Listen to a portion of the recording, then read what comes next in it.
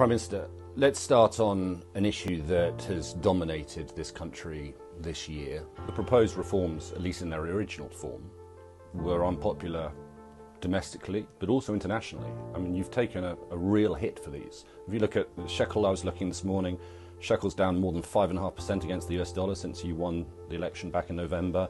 Investment in the tech sector, one of the prides of Israel, is down 70% Q1 this year compared to last year.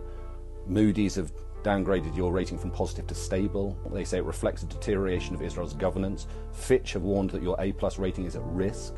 Your personal polls have collapsed. No, they haven't. Well, the Paso finance minister, a senior figure in your government, said that Hawara should be wiped out. He described the Palestinian people as an invention, and he's been recorded as saying he's a fascist homophobe. One of the politicians in your party recently said there are parents who encourage their children to be LGBTQ+. They give a boy a doll because it seems to them he should be gay. It's a homophobic statement. Again, appointed a new advisor this week who has tweeted in the past that Joe Biden is unfit for office and he is slowly but surely ruining America. Point is that these individuals, whether they said this in the past or recently, they are all part of your government in some form as ministers or as advisors.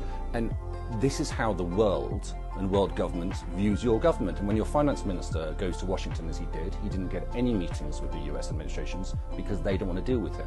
The European Union, cancelled an event in Tel Aviv recently because they didn't want Ben Gvir to talk of this. And you have a problem, do you not, that a lot of allies of yours don't want to engage with major players of your country? Let me now take apart a lot of the things you said.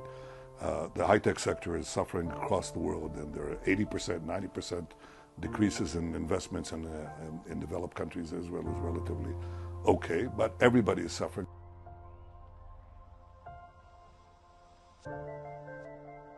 Many things are happening, including AI, which we could talk about because that's the next thing that's coming. But that's one thing. The second thing that you say, there hasn't been any downgrading of Israel's credit rating.